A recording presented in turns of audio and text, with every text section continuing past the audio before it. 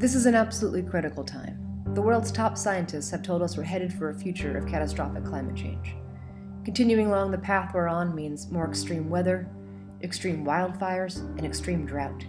You'd think the best minds would be busy coming up with an exit strategy to get us off these fossil fuels, right?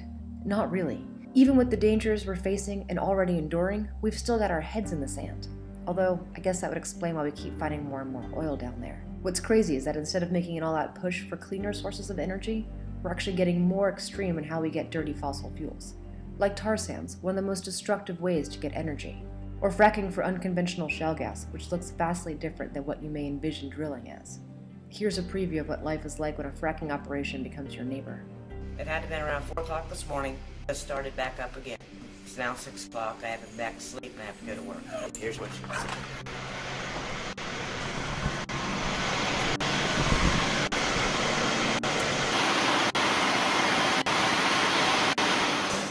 And that's not the end of how extreme energy extraction has gotten. We're actually blowing the tops off of mountains to get coal. We're drilling for oil so deep that when something goes wrong, we don't even know how to fix it. And we're willing to build dirty energy pipelines across our most important aquifers and farmland. It's not just future climate changes that are a threat. We're risking our communities and our health right now. Can't we do better?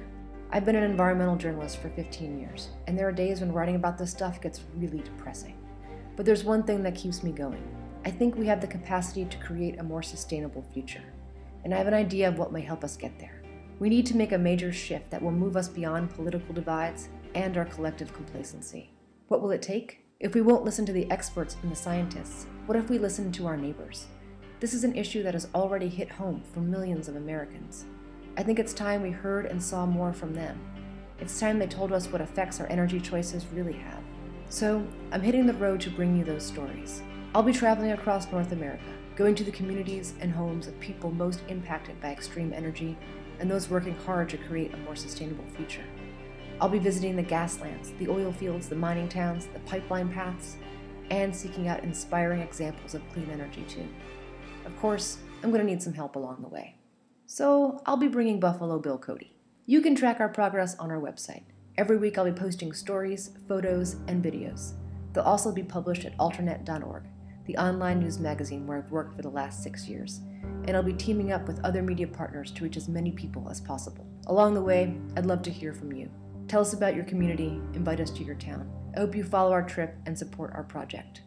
We hope to see you on the road to a better future.